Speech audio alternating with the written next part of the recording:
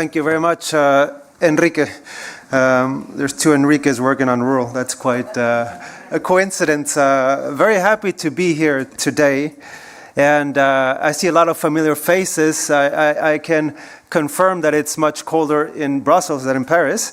But despite the cold weather and the problems with the metro, I think it's a great turnout.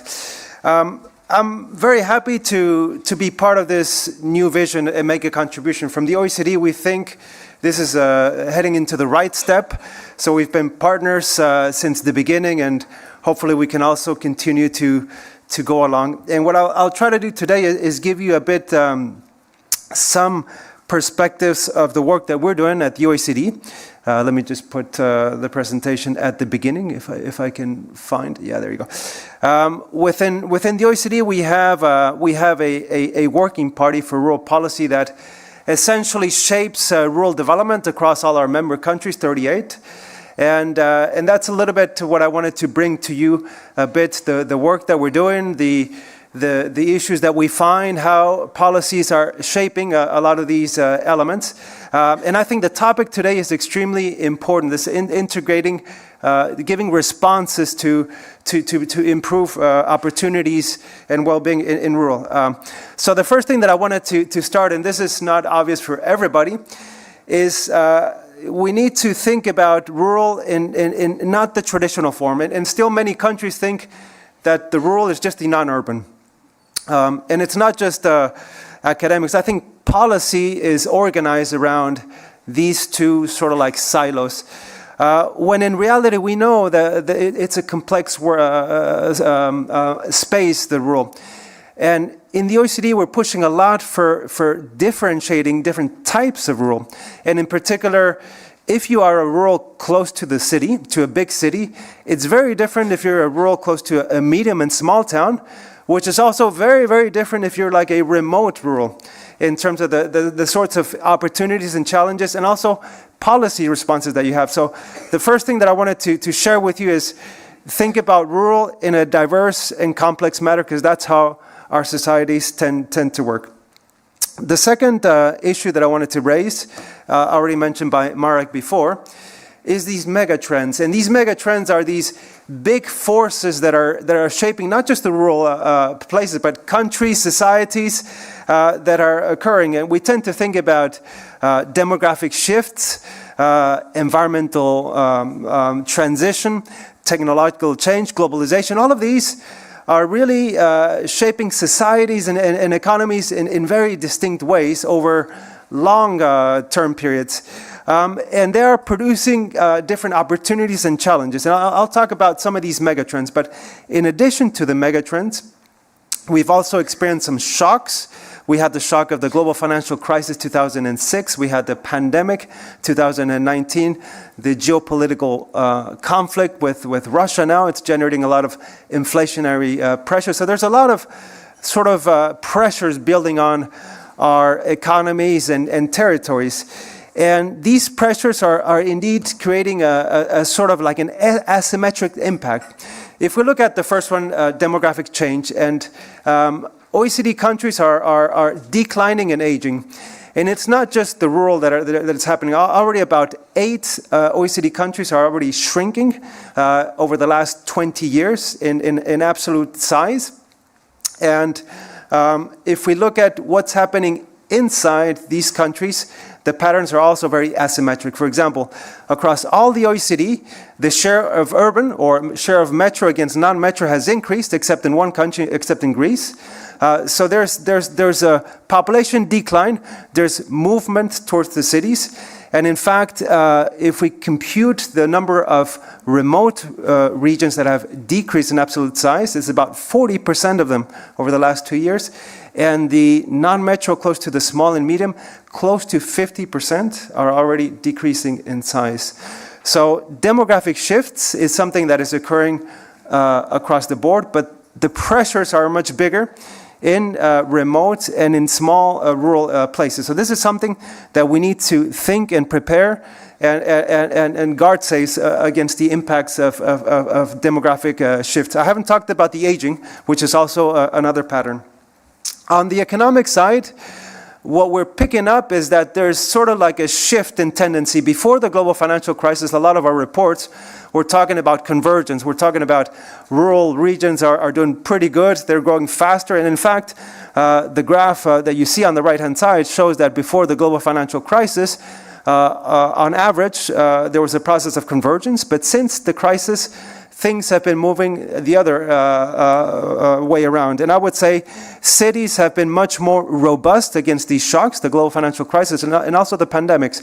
So since the last, I would say, 15 years, you do find that on average, rural are performing lower than on the urban side. And you know, we've written a lot about the benefits of agglomerations, the competition of emerging economies, dependency on tradables. There's a couple of factors that are explaining some of these. But in fact, when we measure the gaps between metro and non-metro, again, over the last 20 years, we find that in only about 8 countries have these gaps been reduced, and in the rest, they have been increasing.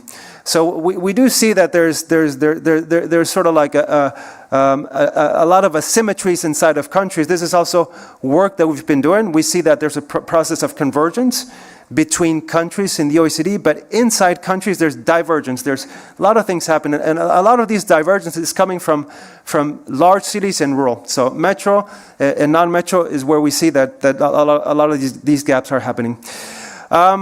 We also have not just gaps in population, in GDP per capita. On the digital side, I don't have a graph here, but it's tremendous gaps on accessibility to digital broadband still. And then we look at some of the enablers like education. And PISA is perhaps one of the most famous indicators in the OECD. We've managed to get and work with PISA at the micro level, and we see that on average, across all the OECD countries, the gaps are 48 full percentage points on the reading scores in PISA on average. One of the most famous results of PISA is that, of course, the PISA scores are driven by socioeconomic factors. That is the environment of your parents. You're sort of like, you know, what's happening at home really determines the scores of PISA. And even when we control for socioeconomic factors, the gaps between urban and rural are about 18 full percentage points, closely like half a year of schooling. So there are significant gaps on skills and education. And this is, of course, something very, very important. The skills, is wherever you go, you carry that with you. So this is an area that still we see significant gaps.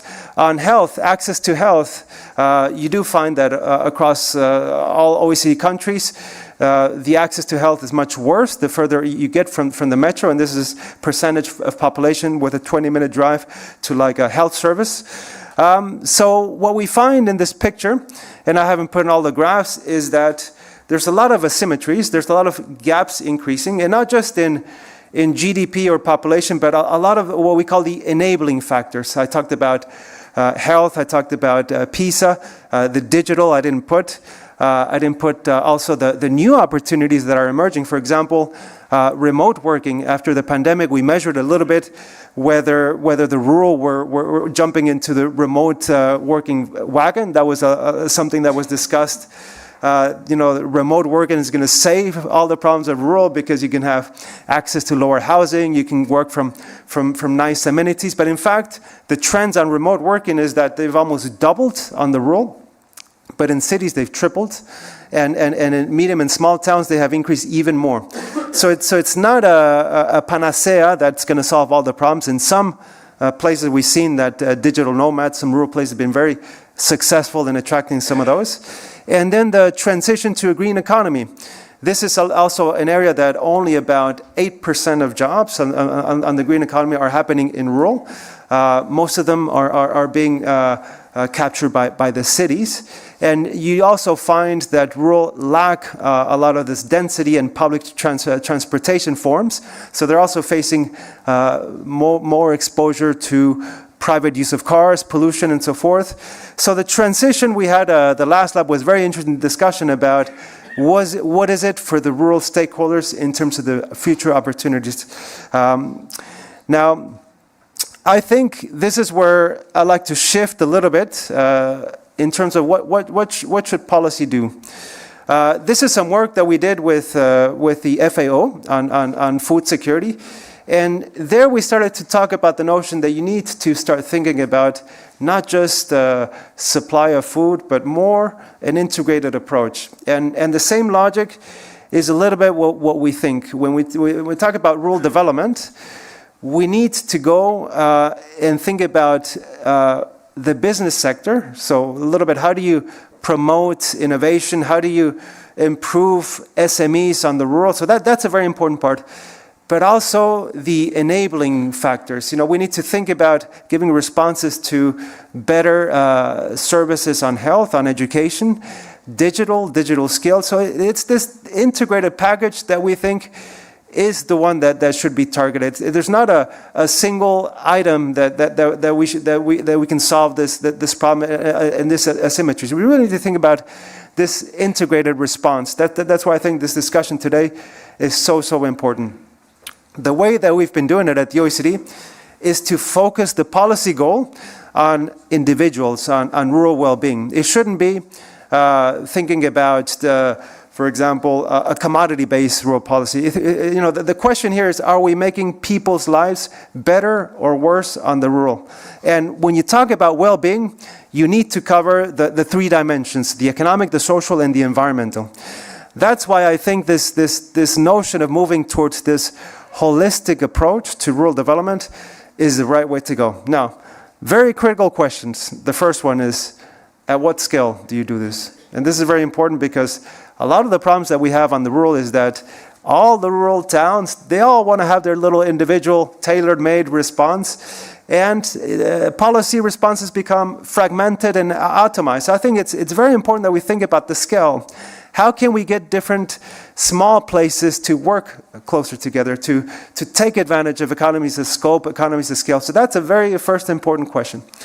The second one is, how do we do this coordination at the national? And even with the Commission, it's even more complicated because you have different directorates, different funds.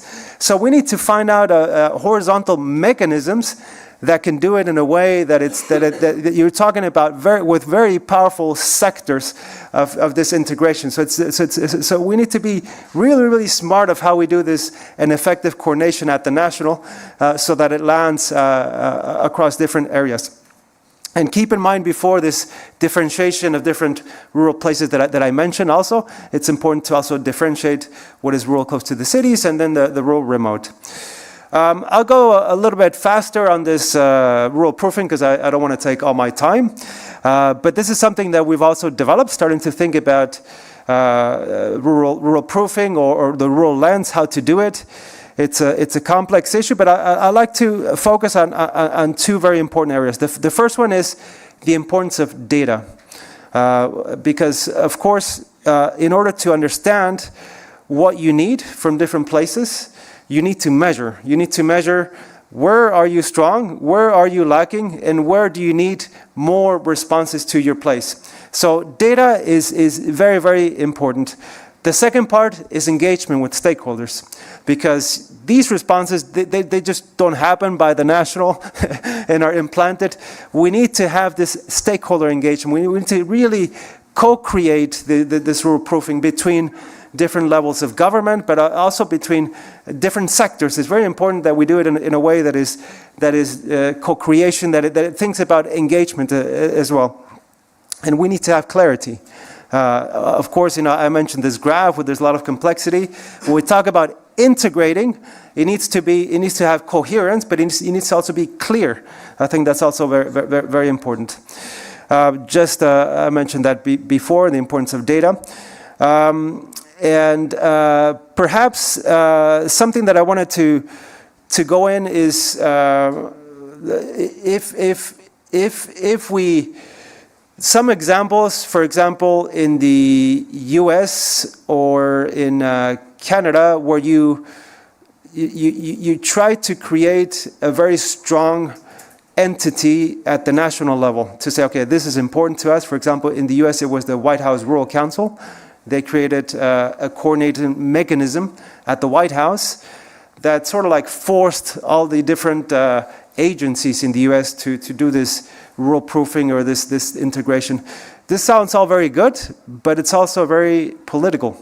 The next administration came in, put the White House Rural Council away.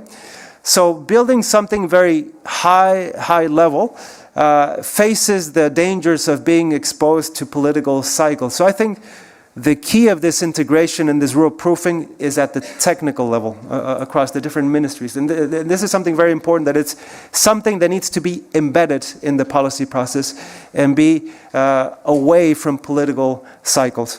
Just to finalize my presentation, I wanted to give you, of course, our approach, the rural well-being approach. You can see it online. One of the nice things about the OECD is that we've made our publications for free.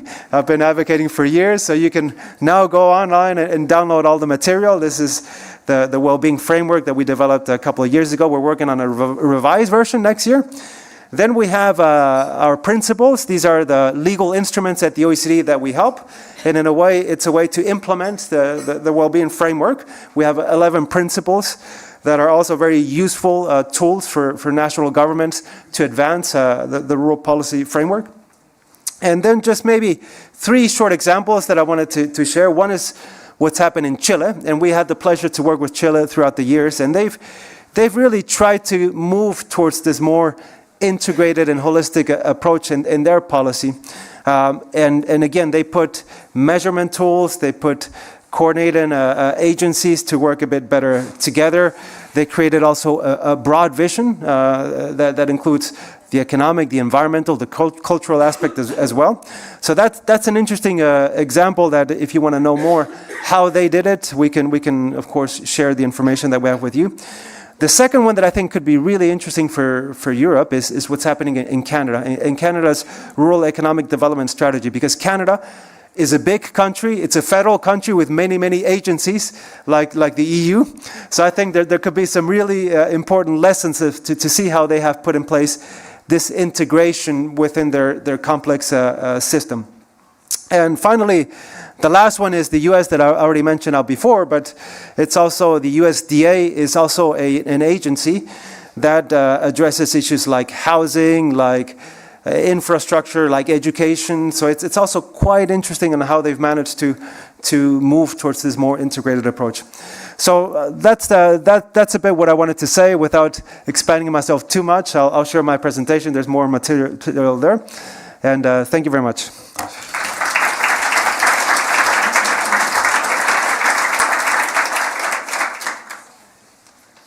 Thank you very much, Jose Enrique. As always, fantastic presentation. I think you point out very interesting aspects. We're starting to see important points coming up, and I'm not going to summarize, but I just want to flag some of them. A vision, a broad vision, something very important, moving beyond what you said, sectorial, and try to consider how we can make the people's life better. So considering that well-being approach. Scale, having horizontal mechanisms, differentiation, having into account the differences between different rural areas, data and information, people's engagement. So these are already key aspects that we take note now. We will get back in more detail from now on, and as well, very appreciated the examples out there. So there are things, other countries outside Europe as well, moving in the same direction as we are trying here.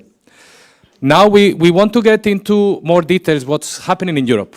And for that, we have an excellent panel. We have invited high-level representatives from 3 governments.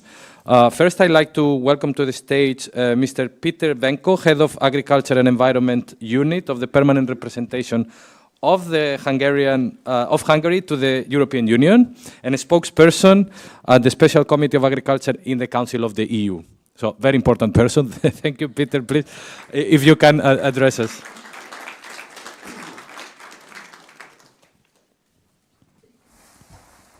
Thank you very much. Not that important. So I would also like to wish a very good morning to all of you. And first of all, of course, I would like to thank the possibility for the Rural Pact Office for inviting us and to be there. It's a really great pleasure for me. I believe that it's always a good and relevant thing to talk about how to support rural areas in a more efficient and sustainable way. But I have to say that the timing of this particular event is really relevant today, especially as the new institutional cycle will just about to start within a few days' time.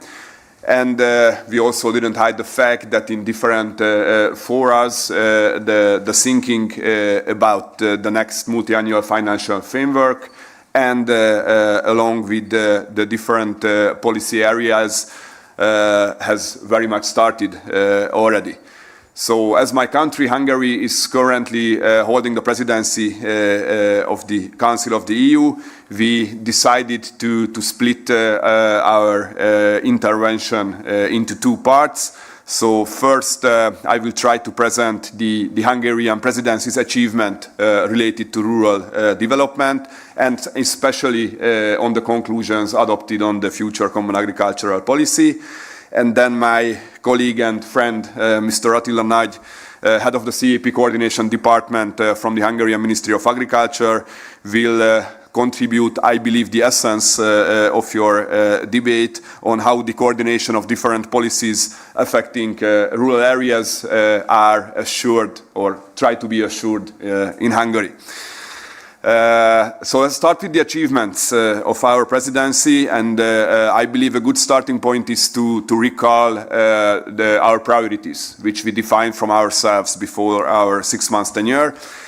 And we included farmer-focused future agricultural policy among our horizontal and top priorities. And then, of course, stemming from that, we defined our agricultural priorities under 5 key words. These are how to achieve a competitive, a crisis-proof, a sustainable, a farmer-friendly, and a knowledge-based future EU agriculture.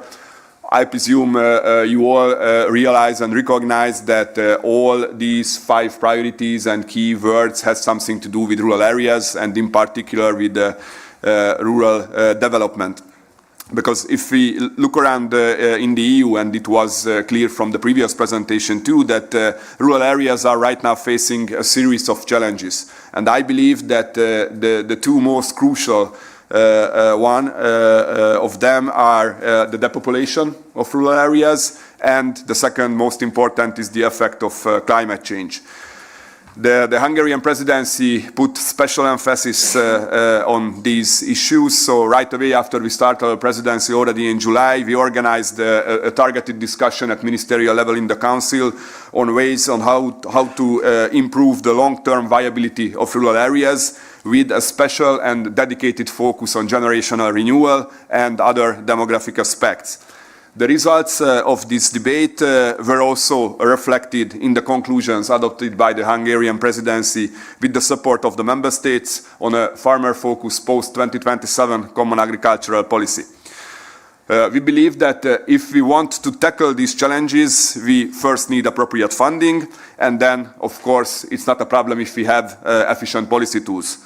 Therefore, the conclusions which we adopted declare that dedicated and appropriate resources and instruments are needed for the CAP in order to efficiently respond to its multiple objectives. There is a clear call to maintain a separate and independent CAP containing 2 pillars.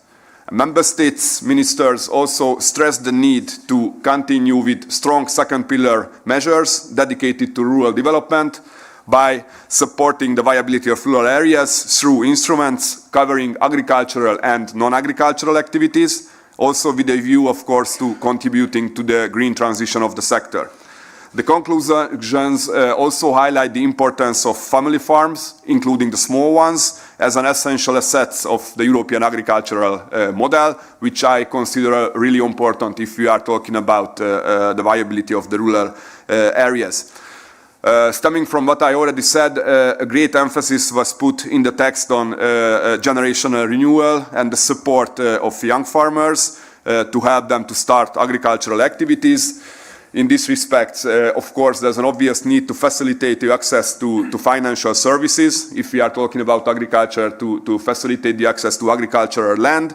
And another important point is that to incentivize the transfer of farms and with that making agriculture more attractive to the younger generation and to new entrants.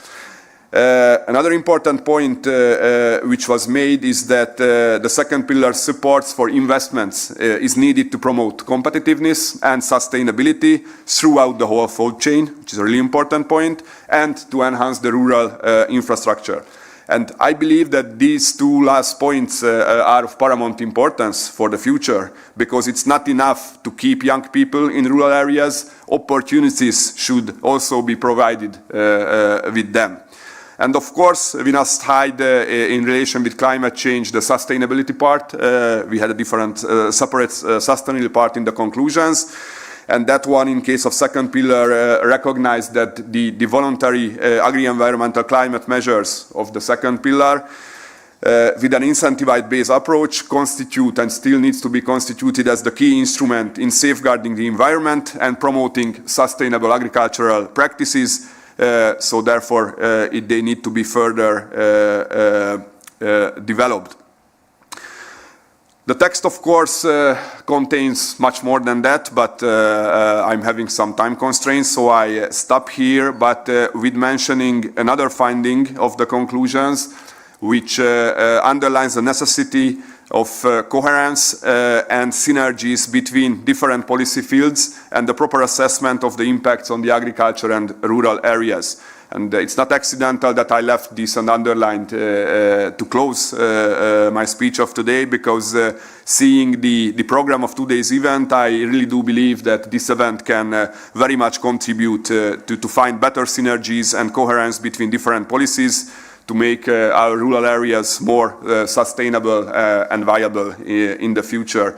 So with that, I would like to heartily thank for your attention, and let me wish a fruitful discussion for all of you for the rest of the day. Thank you very much.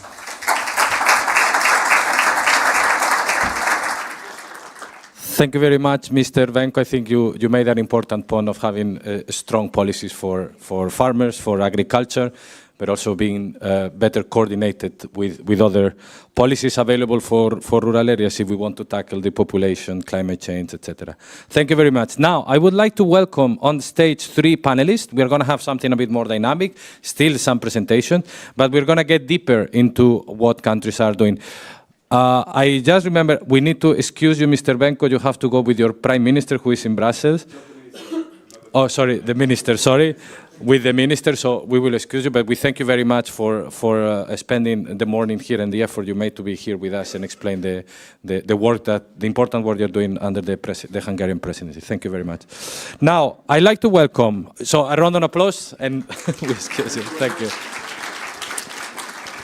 Now, I'd like to welcome the colleague from Mr. Benkő, Mr. Attila Nagy, head of the CAP Coordination Department of the Hungarian Ministry of Agriculture. You please take a seat.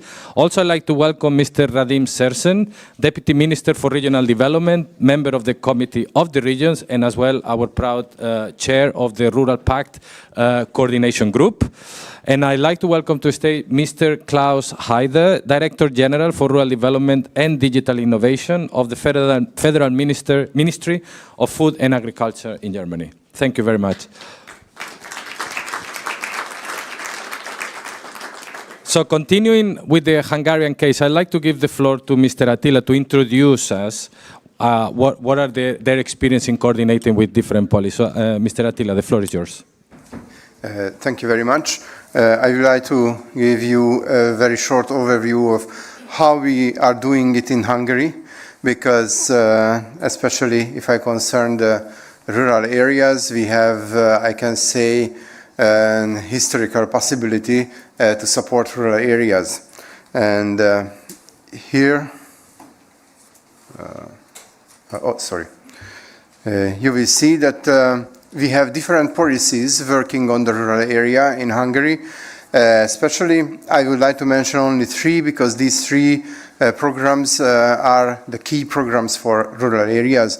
The biggest one is the CEP strategic plan, concerning the fact that the rural development get 80% national top-ups in the CEP strategic plan.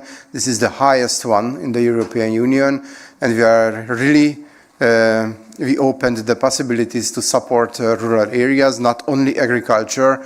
For example, for this period, for this CEP strategic plan period, we doubled the funding of non-agricultural activities under rural development. And the second most important program is the Area and Settlement Development Operational Program. It has a little bit more than 5 billion euros, and it's coming from the Regional Development Fund and, of course, from the Social Fund. And the third one, this is the Hungarian Village Program. This is very unique because it's financed from the national budget, and the budget is changing year by year. In the last 6 years, we spent a little bit more than 3 billion euros for this program. How we coordinate these programs, because of course this is a lot of money and a lot of possibilities to support the rural areas. We are concentrating on exchange of views between these programs. So we don't have a strict delimitation, but of course we try to do it. The highest level of coordination is a government committee of rural development. The president of this committee is the Prime Minister, and all ministers who are involved in rural development are members of this government committee. Of course, as a government committee, they are focusing on setting up the political goals, and they try to split up to these three programs these goals. And after that, we come to the implementation, and we try to implement what is the governmental political goals. Normally,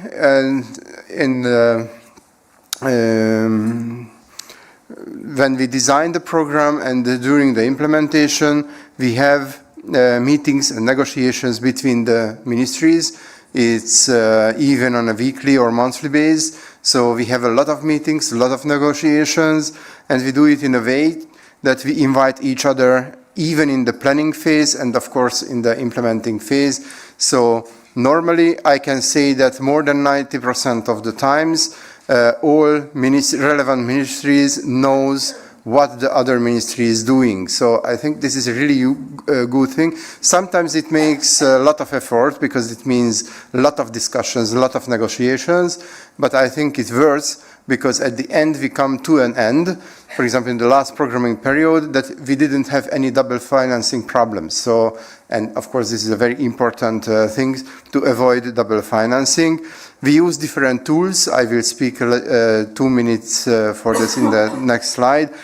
And we have different tools we use, and always there is a final check before the contract is issued. I think this is the key element of avoiding double financing. And how the delimitation of the programs are working.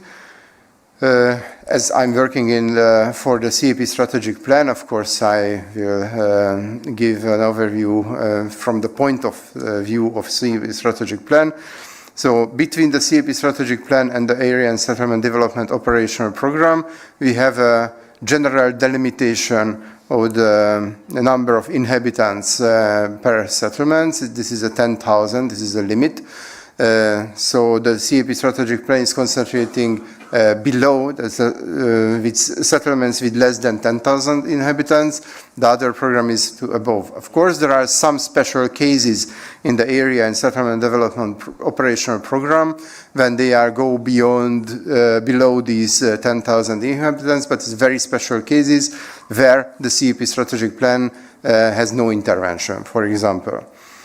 And between the CEP strategic plan and the Hungarian Village Program, it's a little bit more complicated because there is an overlapping. The Hungarian Village Program is concentrating for settlements less than 5,000 inhabitants. Of course, the Rural Development Program, the CEP strategic plan, also supports municipalities and beneficiaries under the 5,000 inhabitants. between these two programs, we make the coordination that we concentrate on the project place and the activity. And this is the final check before a contract. So at the application phase, it's possible to have two very similar programs, but there is a final check on the two programs before we make the contract. We sign the contract, and we examine the application on the project place and project activity. And if they are the same, always the first application will be accepted, all later applications will be denied. So in practical way, it means that it works in a way that, for example, one municipality submit an application for a road construction. They make the first application under the CP strategic plan, and in the second application, for example, on a part of this road, construction is under the Hungarian Village Program, but this was the second one. It means that in the Hungarian Village Program it will be denied, and in the CP strategic plan it will be accepted. So this is a very simple way on the decision, but we, as I mentioned, in the last programming period, with 100% we could avoid any double financing. And in the CP strategic plan, we have a long list of support possibilities, and the main interventions, these are really just the main interventions for rural areas. Of course, we are supporting the development of rural infrastructure, investments for small farms.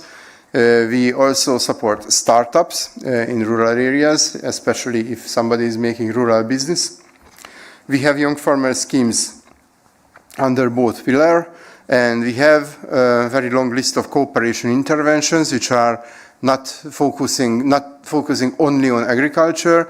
It's just like short supply chains, social enterprises, active and ecotourism, digital transition and smart villages, and we have, of course, other smaller interventions to support rural areas. As I mentioned, we doubled the financing for the support for rural areas for this programming period.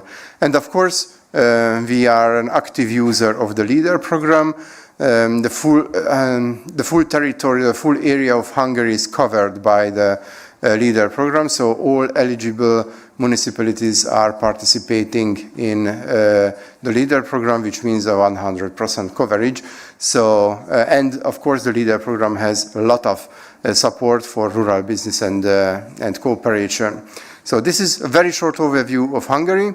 I thank you for your attention, but I will be here for the full day, so if you have any questions, of course, I'm ready to answer it. Thank you very much.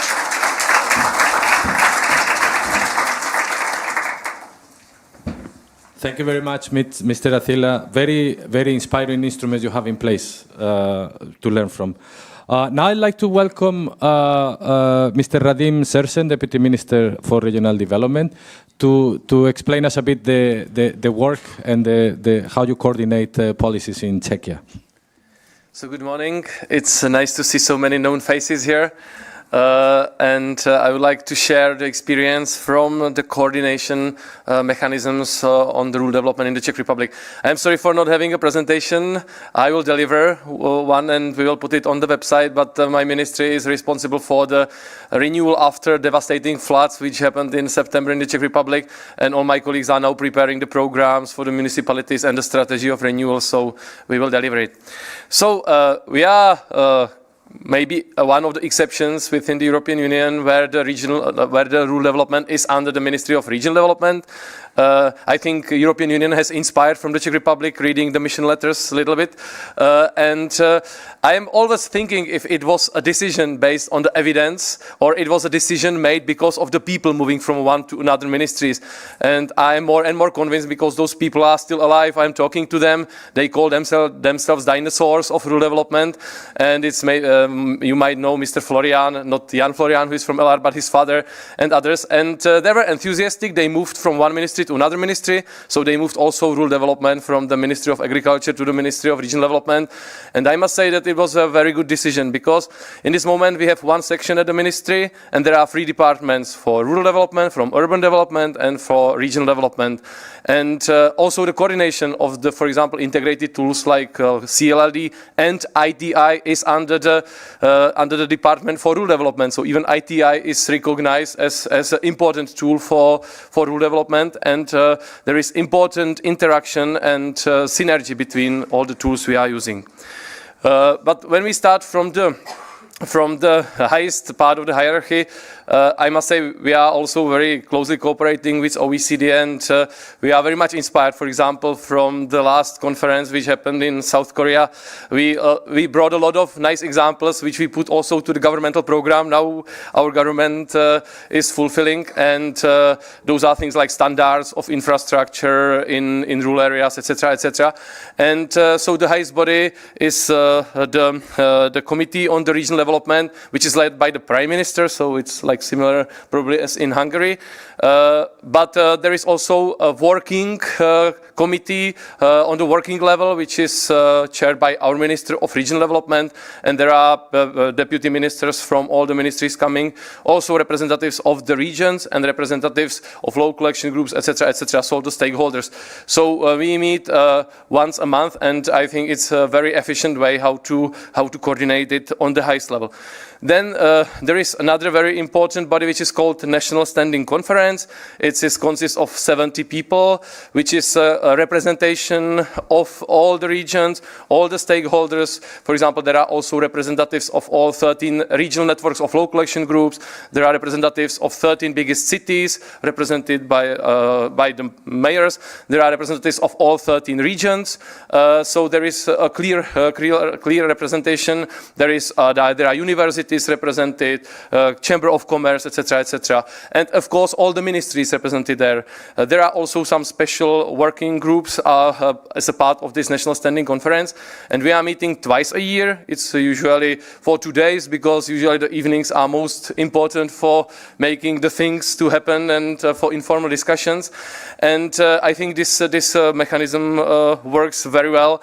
And below this National Standing Conferences, there are also regional standing conferences, but there is always like 16 people representing all the stakeholders in the region. It means the region, the cities, small municipalities, local action groups, universities, Chamber of Commerce, and it's always like up to the region, because there are specificities of each region, so to put their people. But it's a representative body which coordinates the funds going to the region and coordinates the policies going to the regions. And last but not least, very important platform is CLLD platform, because we are happy to use this amazing program of leader CLLD or mechanism across all the possible funds. We don't have fisheries fund in the Czech Republic, so unfortunately we cannot, because we don't have sea. But otherwise we use it across all the funds. And actually CLLD mechanism is used from 5 operational programs in the moment, so it's growing the use of other ministries. And I'm happy that my dear colleague Renata Kučerová, who is from the Ministry of Social Affairs, is sitting here, so she can confirm that the cooperation is working well. And I must say that she's probably the only one from the Ministry of Social Affairs or Employment across EU member states attending those events, and I hope that some other will be inspired, because I think employment and social affairs is a very crucial part, of the rural development. And it seems to me that also from the European level, DG Employment is not that interested in the rural pact and those issues, and we must more engage them into that.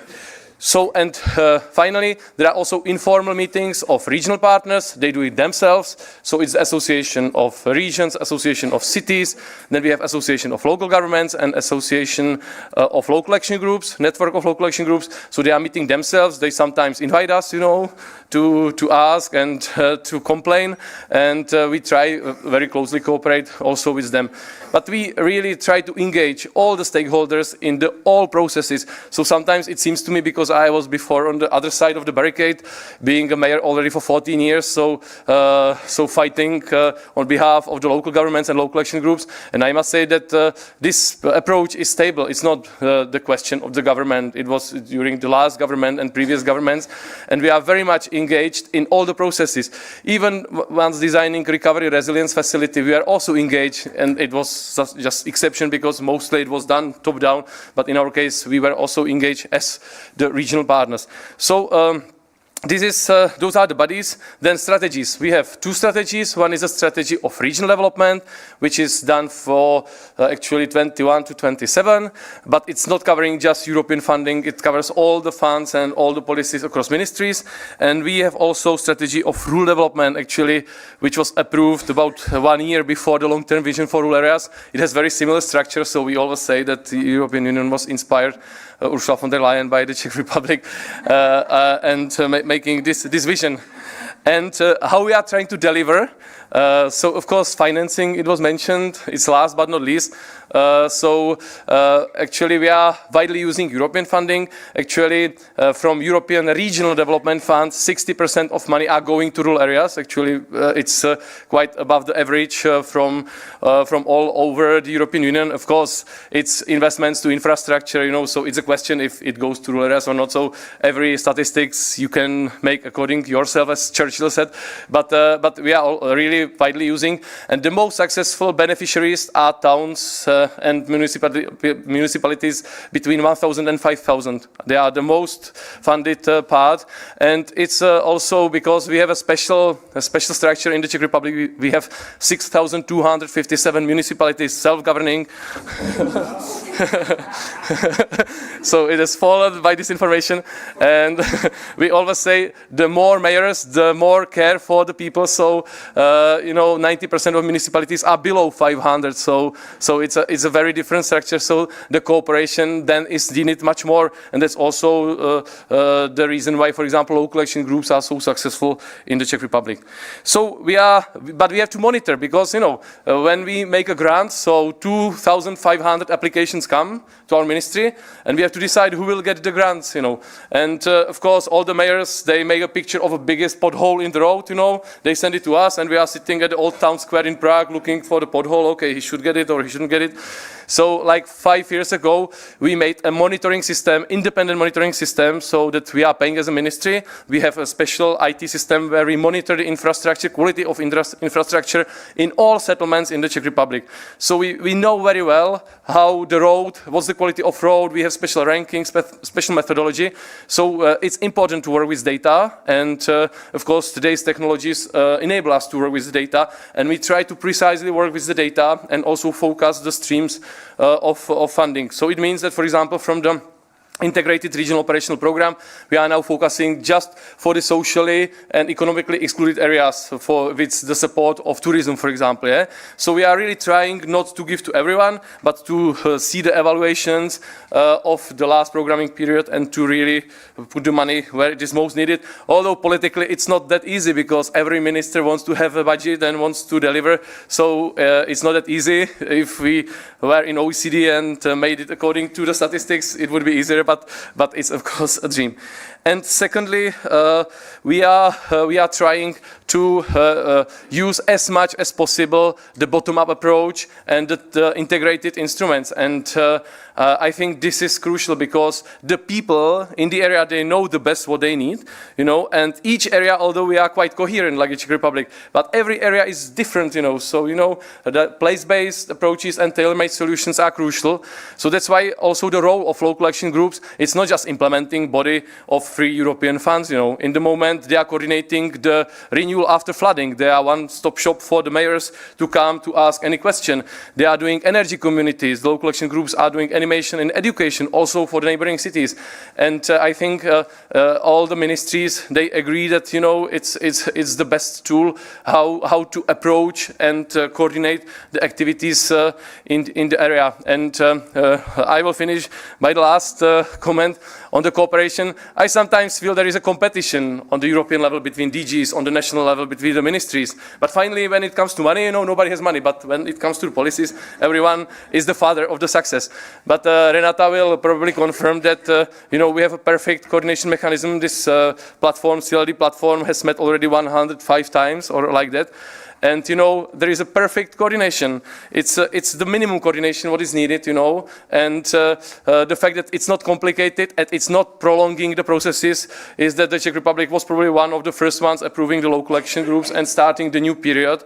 So everything is about people. I started by this saying that everything is about people, and I will also finish by the saying that everything is about people. And I would like just to remind, being also a chair of Rule Pact Coordination Group and seeing Edina sitting here as my vice chair, my European wife. So that we have just produced as a baby. We produced a declaration, which is, you know, very important. And the points, you know, there is also executive summary for the politicians so that they read it. And I think that there is a first saying that rural areas should matter not just to people living in rural areas, but to all people, because the challenges are so important now that this is important. So it's about people, and if you, we are happy, of course, to share the experience of coordination, for example, CLD in the Czech Republic and other tools, and I hope that the rural areas will reach the nice dream of the long-term vision for rural areas, because in the moment it seems to me that it's just a lot of words but not the real actions, and I think also this conference can help to that. Thank you.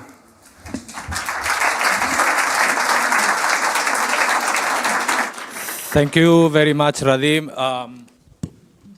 I think, thank you for your enthusiasm. I think we have to make the decoration proof to the enthusiasm that you bring to every conference. So hopefully it works. Thanks to my colleague. Otherwise, we put it away. It doesn't matter.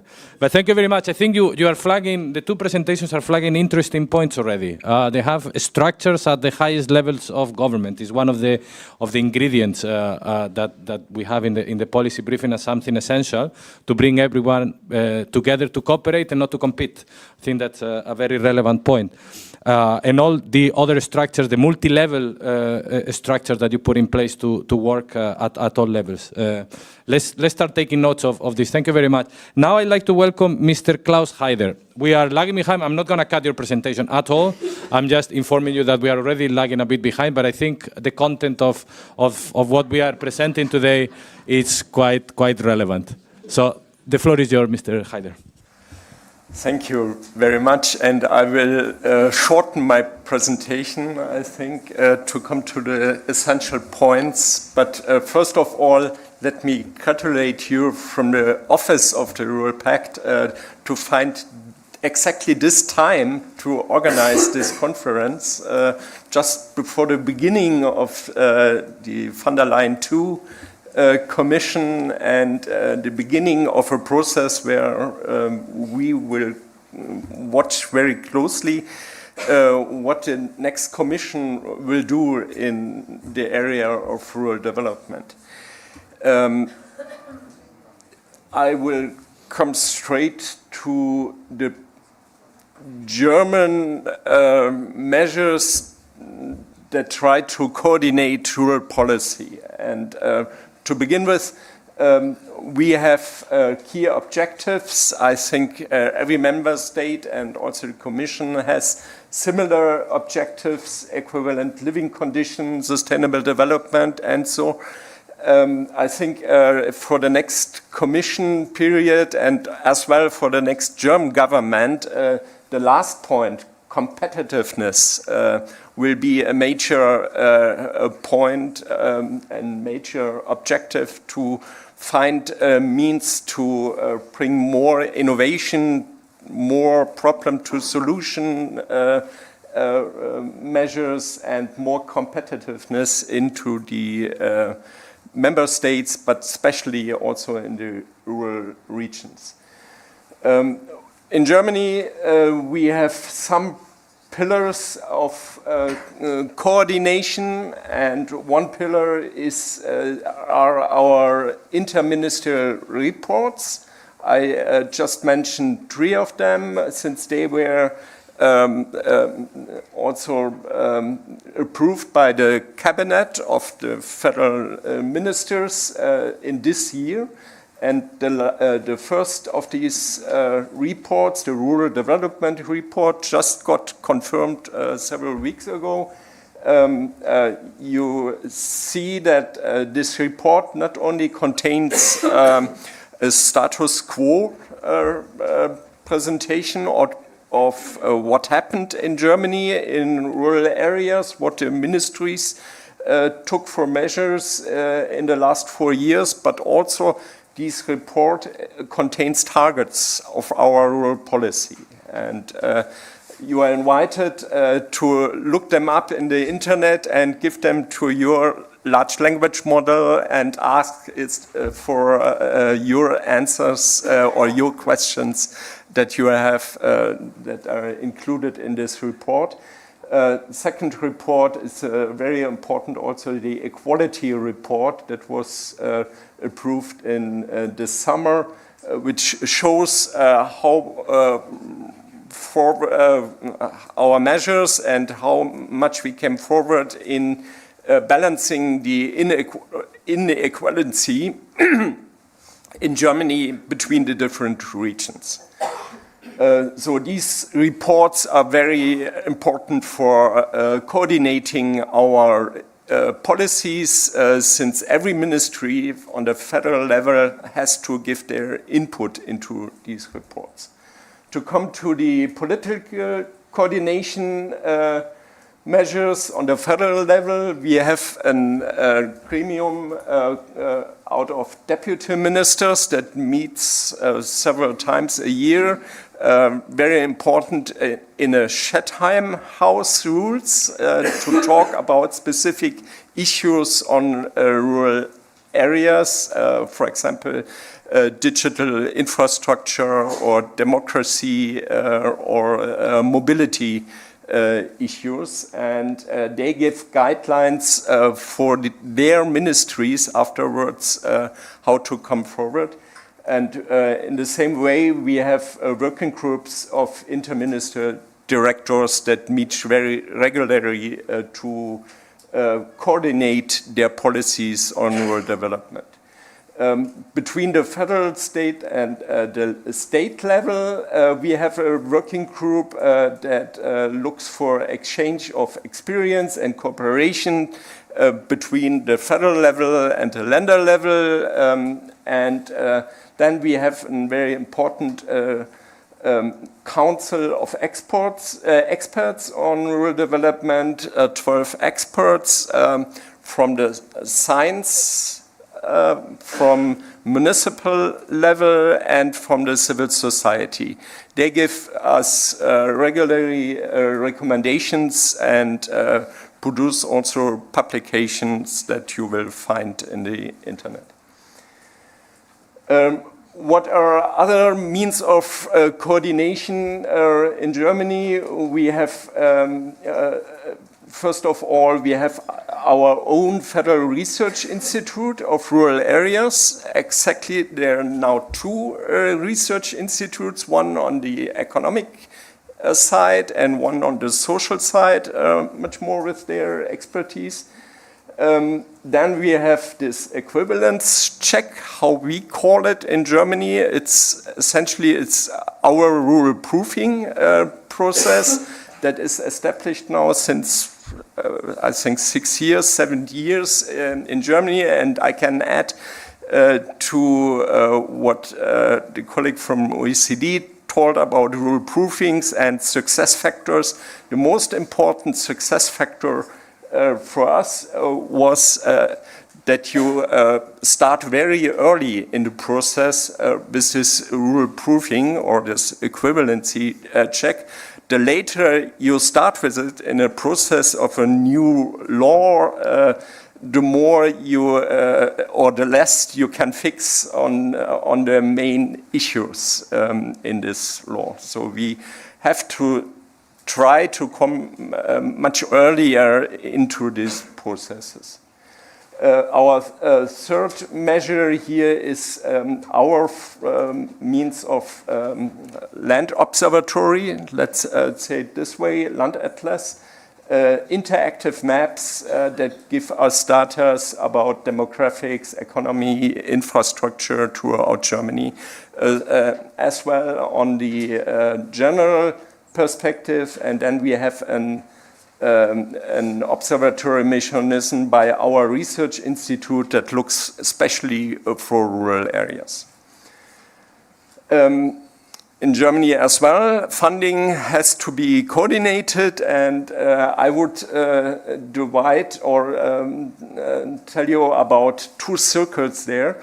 One circle are our rural development measures of funding in a narrower sense, beginning with the Brussels funding schemes, the CAP, with LEADER and cohesion funding, and we add to these fundings national and Länder funding in Germany as well. So these funding mechanisms are very well coordinated into each other, but there are further fronts on the right side of this pictures, and there is still work in progress, I would say it. There we need to bring into effect our land observatory, our coordination mechanisms, so that we have as well in these further funding instruments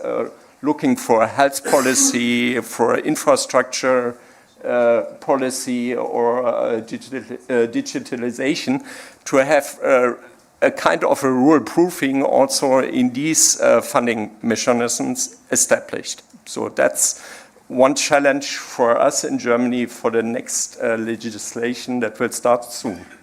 Thank you.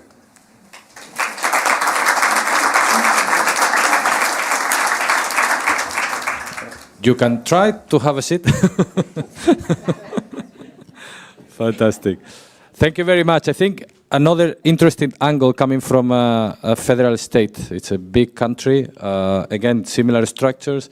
We take the point of rural proofing. We take good note as a key topic in the context as well of the Rural Pact.